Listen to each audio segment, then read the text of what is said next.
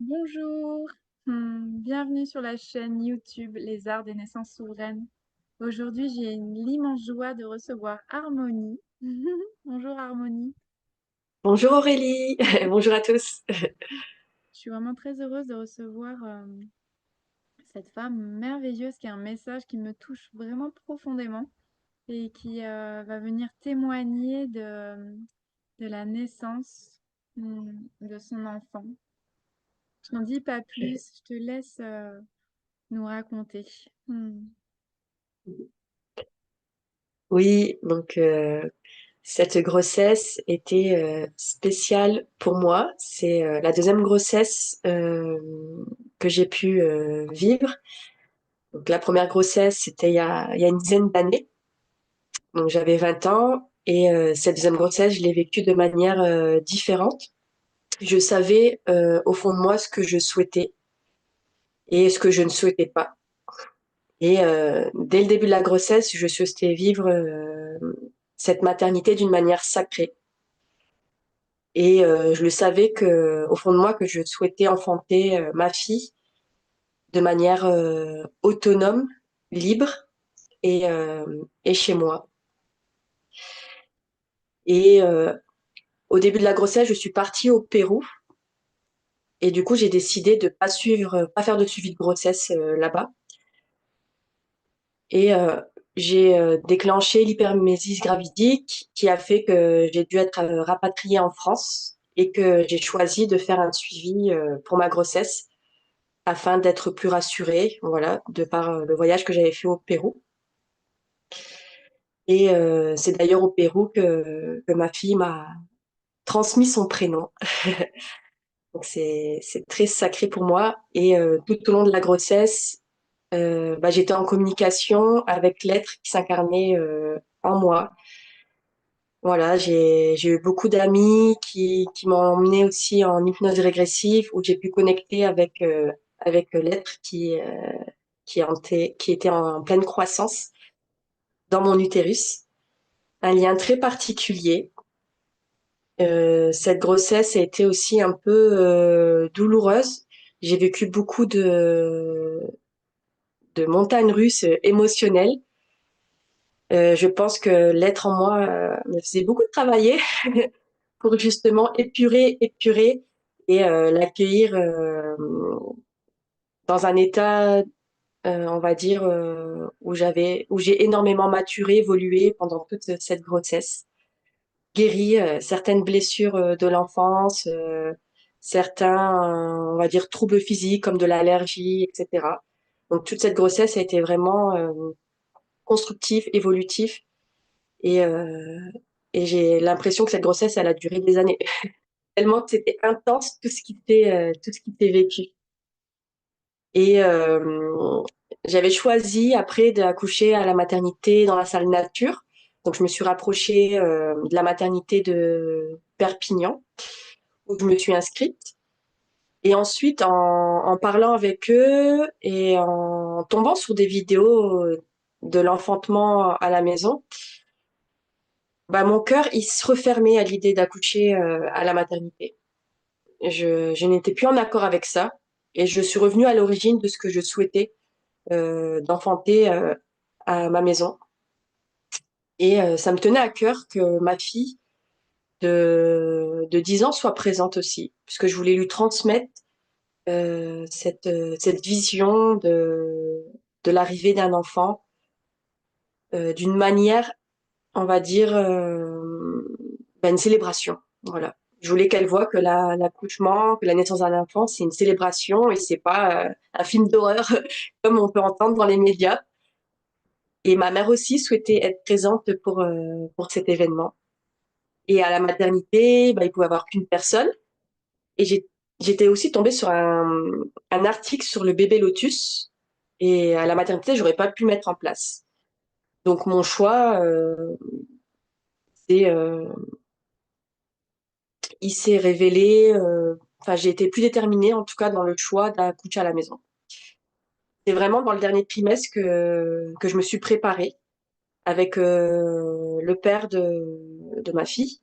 On s'est préparé ensemble pour accueillir cet enfant à la maison.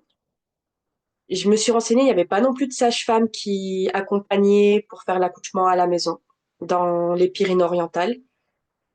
Et en ayant vu beaucoup de vidéos aussi de femmes qui accouchaient à leur maison sans sage-femme, bah, je me suis dit, bah, en fait, ça a l'air simple.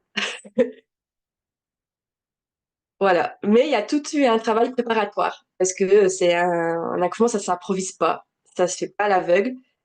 Donc, j'ai aussi lu, enfin, je suis tombée sur, j'ai rencontré une doula qui m'a prêté sa BD La naissance. Et ça m'a apporté beaucoup de connaissances sur le rôle des hormones pour l'arrivée, pour le travail. J'ai suivi aussi un petit challenge pendant une semaine avec une doula qui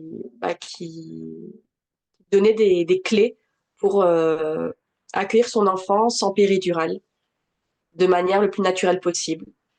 Donc j'ai lu aussi, j'ai pris enfin j'ai eu des livres aussi sur la naissance, l'accueil, on va dire naturel de son enfant. Donc je me suis renseignée, je me suis formée. Et au plus je m'informais, au plus j'étais confiante et au plus mes peurs s'en allaient. Donc c'est vraiment un travail profond d'aller voir ses peurs au fond de soi, les croyances aussi que la société nous met, les égrégores. Et en même temps, bah, j'en ai pas parlé aussi à tout le monde. Et en même temps, le peu de personnes que j'en parlais, bah, je voyais des fois les projections. Mais comment tu vas faire? Comment c'est possible? T'es folle. Du coup, j'ai gardé ça pour moi. J'en ai parlé à la sage-femme qui me suivait. Euh, voilà. Le gynécologue aussi, je lui ai expliqué mon projet. Et personne non plus s'est alarmé parce que ma grossesse se passait bien. Donc, on va dire, tout le monde est au courant, même la maternité de Perpignan était au courant de mon projet. Mais je leur ai dit que je gardais quand même ce- cette solution d'aller à la maternité si ça se passait mal. Voilà, que je restais vigilante. C'est pour ça que je m'étais inscrite au cas où.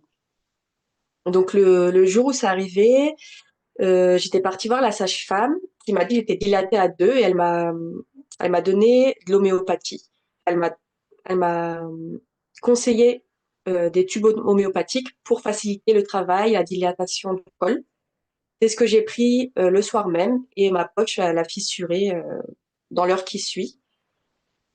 Et donc du coup, j'étais en train de lire la BD justement La naissance avec ma fille Liana pour justement la préparer à ce qui arrivait. J'ai énormément parlé avec elle déjà des mois avant pour voir si elle était OK, pour voir si c'était pas un traumatisme pour elle. Je lui ai demandé si elle était en accord de voir des vidéos d'accouchement à la maison. Elle m'a dit oui et quand elle regardait, elle était vraiment curieuse de voir ça et je lui ai dit est-ce que tu as envie de d'accueillir ta petite sœur avec moi et elle était OK avec ça, elle était curieuse de voir cet événement-là.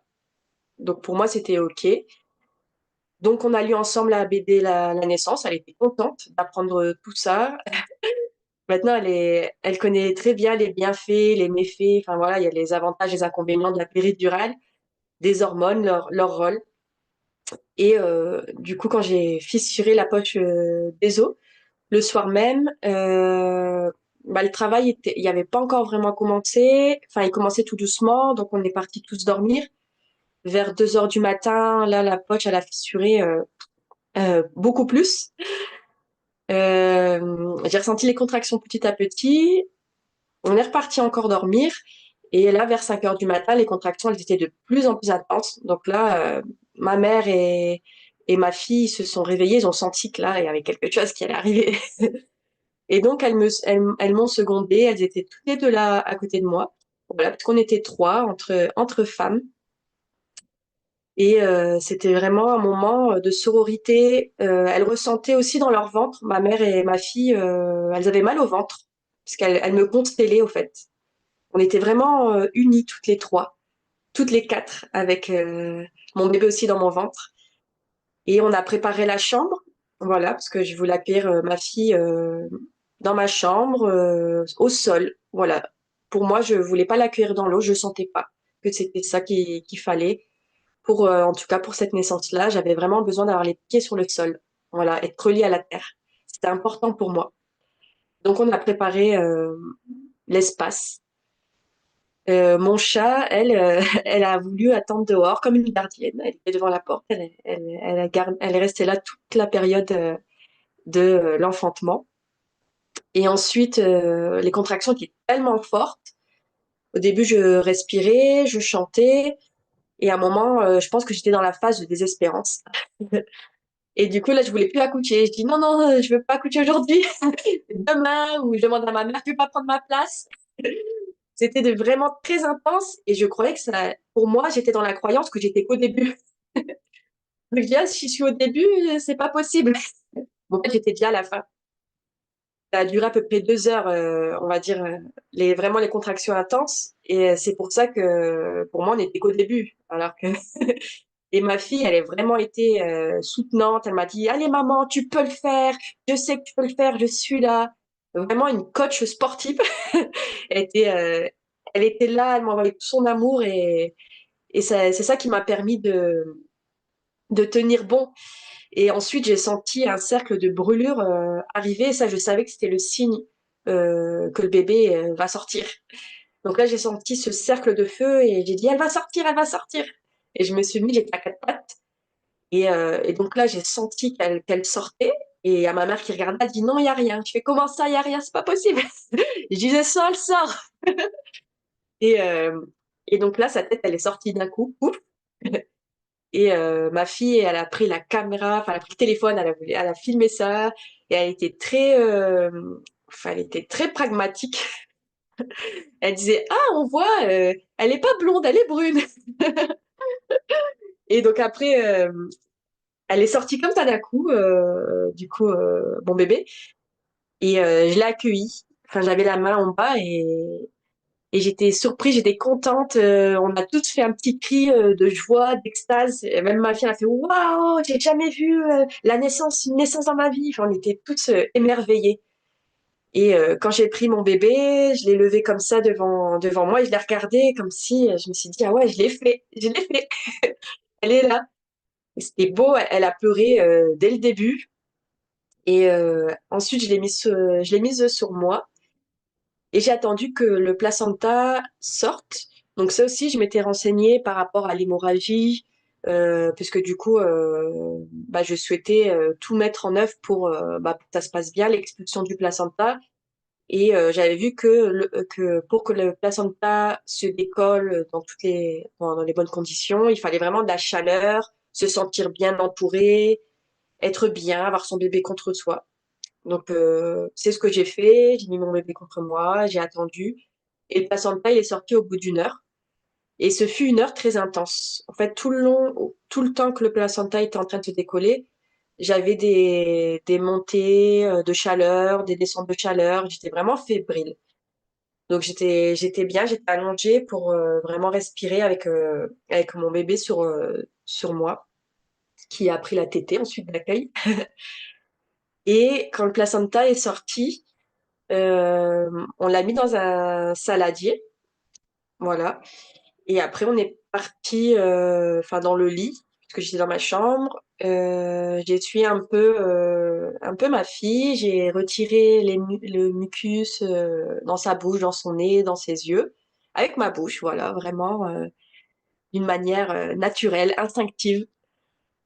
Et je lui ai mis le haut de son body et de son pyjama, parce que comme elle avait son cordon encore, je pouvais pas fermer tout. Et là, on s'est tous endormis sur le lit. Moi et mes deux filles. On était épuisés et on s'est endormis comme ça. Donc on s'est endormis la demi-journée.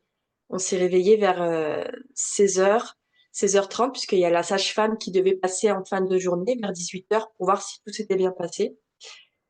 Et du coup, quand on s'est réveillé, moi j'ai pris le panier en osier, j'ai mis du gros sel dedans pour mettre le placenta dedans, le refermer avec du gros sel. Et au-dessus, j'ai parsemé de fleurs que j'avais cueillies auparavant avec ma fille, avec le père de ma fille. Et j'ai mis des cristaux, vraiment pour que ce soit vraiment un petit rituel avec le placenta. On a mis les attentions avec ma fille.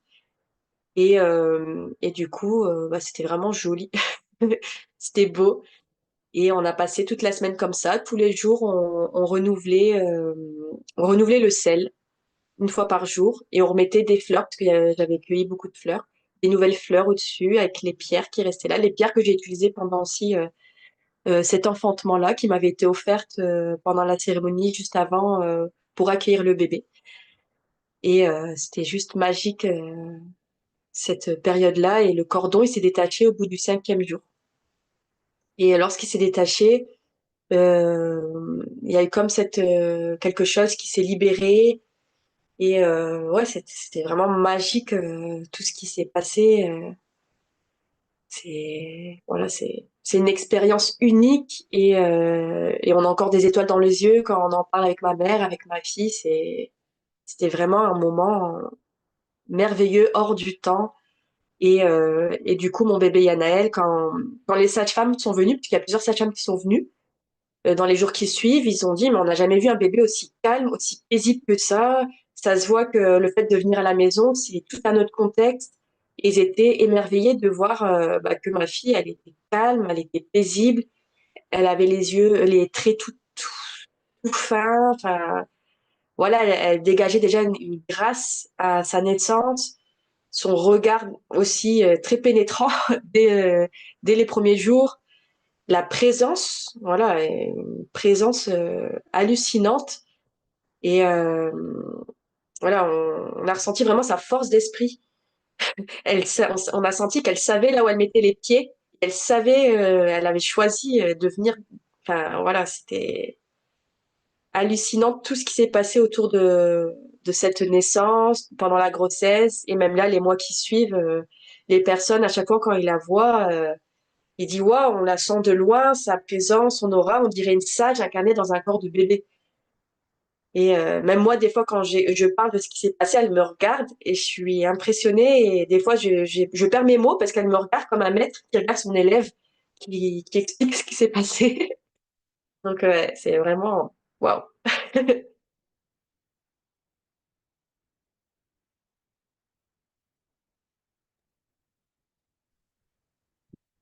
Waouh. Un petit temps pour accueillir ouais, tous tes mots et ton témoignage. Ouais, merci de témoigner de ça. Il y a tellement de pépites dans ce que tu t'es offert, ce que tu as offert à la fois à tes filles et à ta mère. Déjà d'avoir un enfantement où tu as pu t'écouter, mais aussi entre femmes, en famille, et cette transmission aussi à nos filles, qui est tellement précieuse. Hmm. Et en effet, comme tu le nommes, comment nos enfants viennent nous enseigner. Merci, ça me touche que ce soit nommé de ta part. C'est vraiment ce dont je suis témoin depuis que j'accompagne, vraiment comment ces enfants enseignent à leurs parents. Hmm. Waouh, merci beaucoup. Est-ce que tu aurais un message pour tous les parents, toutes les femmes, toutes les futures mères, futurs pères qui nous écoutent, qui puissent recevoir ton message? Hmm. Oui, ce que je souhaiterais transmettre, c'est que tout est possible et vraiment s'écouter soi. Voilà. Vraiment, l'accouchement à la maison, c'est important de le faire en conscience, c'est-à-dire en confiance aussi, conscience et confiance totale. S'il y a des peurs, s'il y a des incertitudes, bah, soit aller les voir justement pour les libérer, ou alors s'il y a vraiment des grosses peurs, c'est mieux d'enfanter avec une sage-femme ou à la maternité ou une maison de naissance. Voilà, vraiment pour moi, accoucher à la maison, c'est vraiment être dans la totale foi, parce que c'est important de transmettre aussi ces émotions, ces énergies à l'enfant qui va s'incarner. Et si on est dans la peur, ça peut créer des blocages et du coup, ça peut provoquer on va dire, des blocages pour l'accouchement, des freins. Donc c'est vraiment important de se préparer à accueillir la vie chez soi. C'est vraiment un travail préparatoire de libération de ses peurs et de connexion avec son enfant. Voilà, parce que c'est un travail d'équipe. Et donc, c'est important de vraiment se connecter à son enfant et d'aller voir toutes ses peurs une à une, toutes ses croyances, voilà, se préparer pour ce grand jour, surtout qu'on ne sait pas quand est-ce que ça va arriver, être prêt. Donc pour moi, c'est vraiment un travail préparatoire de toutes ces peurs et, euh, et un travail aussi sur la foi. Ouais, merci pour ça. C'est vraiment un essentiel. Ouais. Merci beaucoup pour ton témoignage, Harmonie. Beaucoup. Ouais. Ouais, que ton témoignage puisse nourrir autant de corps, de cœur, d'esprit, de couple, de famille, ouais, pour suivre ce qu'ils sentent juste et bon pour la naissance de leur bébé. Mm. Voilà, oui, c'est l'écoute de soi, c'est le plus important. Mm. Et l'écoute de son bébé aussi. Ouais. Après, j'ai lu aussi pendant la grossesse le livre Les 9 marches. Mm. Je le lisais à chaque mois puisqu'il y a un chapitre par mois. Et ça m'a aidé aussi à faire le chemin, le voyage, en visualisant où elle en était aussi l'âme du bébé par rapport à ce qui se passe, ce qui se vit pour elle, pour moi. Et oui, ce livre aussi m'a bien aidé pendant la grossesse. J'avais aussi un oracle spécial grossesse qui s'appelle Naître, qui m'a aussi accompagnée. J'avais mon petit hôtel avec la roue de médecine Inca aussi que j'honorais tous les jours avec ceux qui m'accompagnent. Voilà, c'est un travail d'ensemble sur toutes les sphères, aussi bien psychologique, émotionnel, spirituel, énergétique. Et c'est vraiment, voilà, c'est un ensemble. Et là, avec ma fille, on communique encore en télépathie. Elle m'envoie voilà, je capte ce qu'elle m'envoie. Moi-même, quand j'ai des problématiques dans mon quotidien, j'ai la réponse d'un coup et je la regarde et elle me regarde, genre oui, ça vient de moi. Ah, merci. Et elle m'enseigne, voilà, parce qu'en plus son prénom, Yanaël, ça signifie celle qui pardonne. Et elle m'enseigne le pardon. Voilà, depuis qu'elle est là, c'est beaucoup plus fluide dans mes relations aussi. Voilà, même avec son père, parce que c'était un peu compliqué. Voilà, ce qui s'est passé avec son père au niveau de la naissance. Il est parti une semaine avant qu'elle vienne au monde. Donc j'ai dû accueillir mon enfant sans son père, ce qui était douloureux. Et donc là, maintenant, ça va mieux avec son père. Et voilà, grâce à ma fille, j'ai appris le pardon par rapport à ce qui s'est passé. Voilà, on n'a pas compris ce qui s'est passé sur voilà, le plan physique, mais je pense que sur le plan plus haut, c'était écrit. Ma fille voulait venir qu'entre femmes, sûrement. Et je pense que son père aussi avait des choses à régler avec lui-même. Et que moi, grâce à cette expérience, j'ai pu transcender et prouver aussi que je pouvais mettre au monde un enfant aussi sans l'homme. Voilà, en tant que femme, je pouvais le faire. Donc voilà, même pour les femmes qui se retrouvent seules pour enfanter, que leur conjoint est parti, en fait, c'est possible. On peut aussi enfanter seul, sans l'homme. Même si on s'est préparé avec lui, on peut le faire. On a cette force-là en nous. Voilà, on est des femmes souveraines et on peut le faire aussi seul. Voilà.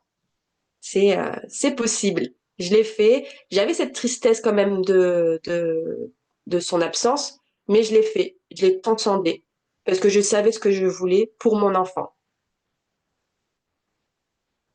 Ah, merci, Harmonie. Mm. Ouais, c'est très précieux de retrouver à Oui, la fois son espace de souveraineté et à la fois de ce que j'entends aussi dans ce oui à ce qui est. Euh, Parce que cette aventure-là, cette aventure de couple, de famille, en fait, elle est loin d'être parfaite et comment on saisit ce qui est là. Mais comme tu le nommes, en fait, de trouver cette force, cette puissance et cette souveraineté intérieure. Hmm. oui, Ouais. voilà. Merci beaucoup, Harmonie. Ouais, merci infiniment pour ton témoignage. J'espère que, et j'en suis sûre, en fait, qu'il va juste essaimer tellement de foi et de confiance pour tant de parents, de femmes qui ont l'appel de suivre leur cœur et la connexion avec leur bébé. Hmm. Oui. Merci, Harmonie. Merci à toi de m'avoir invité à Hmm. pouvoir témoigner de mon expérience. Merci Hmm. beaucoup. Ouais, euh, merci. phase-là. Mm.